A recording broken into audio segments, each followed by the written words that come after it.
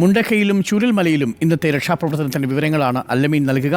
അല്ലമീൻ, കഴിഞ്ഞ ദിവസങ്ങളിൽ നിന്ന് വ്യത്യസ്തമായി ഇന്നിപ്പോൾ രക്ഷാപ്രവർത്തന ദൗത്യത്തിന്റെ ഈ സന്നദ്ധ സംഘടനകളുടെ ഒക്കെ സാന്നിധ്യം കുറവായിരുന്നുവെന്ന് മനസ്സിലാക്കുന്നു കഴിഞ്ഞ ദിവസങ്ങളെ അപേക്ഷിച്ച്.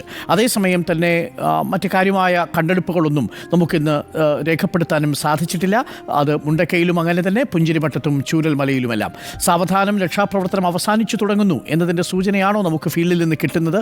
കാരണം ഇനി ആ ഭാഗങ്ങളിൽ തെരച്ചിൽ നടത്തിയിട്ട് കാര്യമില്ല എന്ന അർത്ഥത്തിലാണോ? മാത്രവുമല്ല, പലയിടങ്ങളിലും ചില ദുർഗന്ധമുണ്ടാകുന്നു എന്ന വാർത്ത കൂടി വരുന്നുണ്ട്. എങ്ങനെയാണ് നാട്ടുകാർ അതിനോടൊക്കെ പ്രതികരിക്കുന്നത്? ഇന്നത്തെ തെരച്ചിലിൻ്റെ ഒരു ചിത്രം പറയൂ അല്ലമീൻ. അരുൺ ആദ്യം സൂചിപ്പിച്ച് തന്നെയാണ് അതിലൊരു വസ്തുത. പതിയെ പതിയെ എല്ലാവരും പിന്മാറുന്നു എന്നുള്ളത് തന്നെയാണ് യാഥാർത്ഥ്യം. അതിൽ സന്നദ്ധ പ്രവർത്തകരുടെ സാന്നിധ്യം കുറയുന്നുണ്ട്. പരിശോധനകളിൽ സജീവമായി ഉണ്ടായിരുന്ന ആർമി ടീമിന്റെ സാന്നിധ്യം കുറയുന്നുണ്ട്.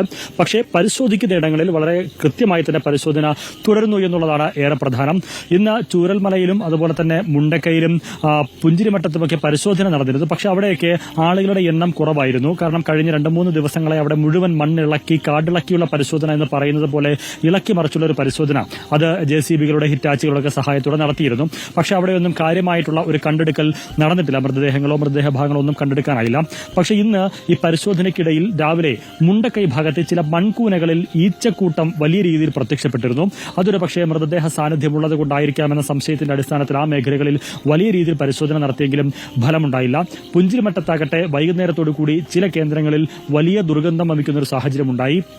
അതും ഈ പറഞ്ഞതുപോലെ ഒരു പക്ഷേ മൃതദേഹ സാന്നിധ്യത്തിന്റെയോ മൃതദേഹ ശരീരഭാഗങ്ങളുള്ളത് കൊണ്ടോ ആയിരിക്കാം എന്നൊരു സംശയം വന്നു.